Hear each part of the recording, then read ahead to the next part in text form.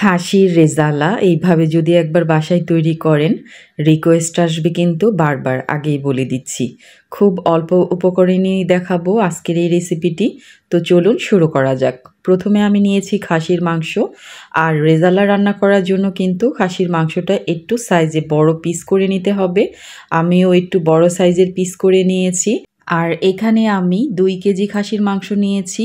মাংসটাকে ভালো মতো পরিষ্কার করে আমি রেডি করে নিয়েছি। রান্না শুরু করার আগে আমি এখানে একটি মশলার পেস্ট বানিয়ে নিচ্ছি। তো তার জন্য আমি প্রথমে একটি ব্লেন্ডার জাগ নিয়ে নিয়েছি। তো প্রথমে আমি এখানে নিয়ে নিচ্ছি হাফ কাপ পরিমাণ টক দই। আর টক দইটা চেষ্টা করবেন একটু ঘন ভালো মানের নেওয়ার জন্য।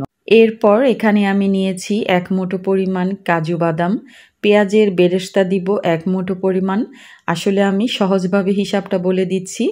1 মুঠো পরিমাণ নিয়ে নিচ্ছি আমি এখানে কিশমিশ। এরপর জয়ফল এবং জয়ত্রী নিব। আর জয়ফল আর জয়ত্রীর জন্য একটু বলে নেই, এই মশলাগুলো রান্নার মধ্যে যেমন খুবই প্রয়োজনীয়, কিন্তু এটার পরিমাণ যদি একটু বেশি হয়ে যায় তাহলে কিন্তু ঝাঁঝালো একটা টেস্ট আসে, যার কারণে কিন্তু খেতে ভালো লাগে না। তো আমি এইখানে জয়ফল এবং জয়ত্রী নিয়েছি। আর জয়ফলটাকে আমি ভেঙে নিয়েছি, মানে এটা আমি অর্ধেকটুকু দিব 2 কেজি মাংসের মধ্যে।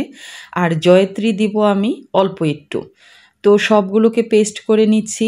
আর অন্য একটি পাত্রে আমি দিয়ে দিচ্ছি হাফ কাপ পরিমাণ সয়াবিন তেল। এরপর এর মধ্যে দিচ্ছি আমি 1 কাপ পরিমাণ পেঁয়াজ। পেঁয়াজটা সামান্য ভাজা হয়ে গেলে এর মধ্যে আমি দিয়ে দিব 2 টুকরা পরিমাণ দারচিনি, তেজপাতা দিয়ে দিলাম 3-4টি, এলাচ নিয়েছি 4-5টি, আর আস্ত গোলমরিচ আমি এখানে কালো গোলমরিচ নিয়েছি প্রায় 12 থেকে 15টি, লং নিয়েছি আমি 7 থেকে 8টি। তো সবগুলোকে পেঁয়াজের সাথে ভালো মতো মিশিয়ে নেব। আর এতে কিন্তু ভালো একটা ফ্লেভার চলে আসে।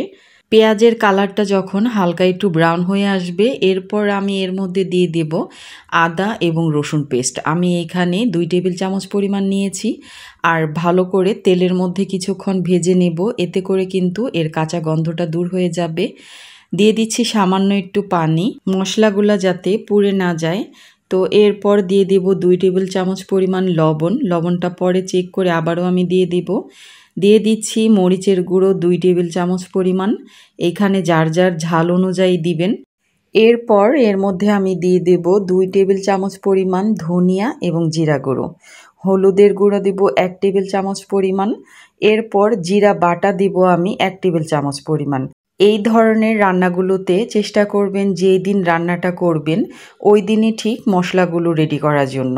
কারণ জিরা বাটা এবং আদা রসুন বাটাটা যদি আগের হয় তাহলে কিন্তু ফ্লেভার ভালো আসবে না।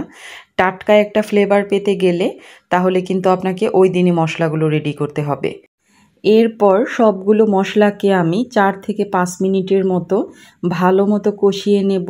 কষানোটা ভালো মতো হলে কিন্তু রান্নার টেস্ট অনেক বেশি ভালো আসবে। তো মশলাটা যখন কষানো হয়ে যাবে এর মধ্যে আমি মাংসটা দিয়ে দিব। খাসির মাংসটা দেওয়ার পর ভালো করে আমি মশলার সাথে মিশিয়ে নেব। আর এরপর ঢাকনা দিয়ে ঢেকে 8 থেকে 10 মিনিটের জন্য রেখে দেব।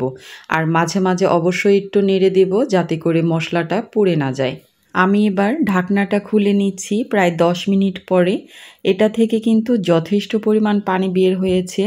আর চুলার জালটাকে মিডিয়ামে রাখতে হবে অবশ্যই, যাতে করে বেশি পানিটা শুকিয়ে না যায়। মাংস থেকে যে পানিটা বের হয়েছে এটা দিয়ে কিন্তু মোটামুটি 50% সিদ্ধ হয়ে যাবে। ঢাকনা দিয়ে ঢেকে আরও প্রায় 10 মিনিটের মতো রান্না করার পর আমি এর মধ্যে দিয়ে দিচ্ছি প্রায় 1.5 কাপ পরিমাণ গরম পানি। আর গরম পানিটাই দেওয়ার চেষ্টা করবেন, এতে করে কিন্তু মাংসটা খুব দ্রুত সফট হয়ে আসবে। মাংসটা যখন প্রায় সিদ্ধ হয়ে গেছে, এর মধ্যে কিন্তু পানিটাও শুকিয়ে গেছে। এখন আমি এর মধ্যে প্রথমে যেই টক দইয়ের পেস্ট করে রেখেছিলাম সেই পেস্ট দিয়ে দিচ্ছি। এরপর আমি এইখানে দিয়ে দেব 1 কাপ পরিমাণ লিকুইড দুধ। এইখানে আপনি গরুর দুধটাও ব্যবহার করতে পারেন। মাংসের সাথে মশলাগুলোকে ভালো মতো একটু মিশিয়ে নেব। এই পর্যায়ে কিন্তু চুলার জালটাকে একদম লো হিটে রাখতে হবে, কারণ যেহেতু এখানে বাদাম বাটা ব্যবহার করা হয়েছে দ্রুত পুড়ে যেতে পারে। দিয়ে দিচ্ছি আলু বোখরা 1 মুঠ পরিমাণ। কাঁচামরিচ দিয়ে দেব আমি প্রায় ৫-৬টির মতো। আর কাঁচামরিচগুলোকে একটু আস্থা দিয়ে দেব, তাতে করে কিন্তু খুব সুন্দর একটা ফ্লেভার আসবে। এরপর দিয়ে দেব আমি গরম মশলা ১ টেবিল চামচ পরিমাণ। গরম মশলাটা দেওয়ার কারণে কিন্তু টেস্ট অনেক বেশি ভালো আসবে।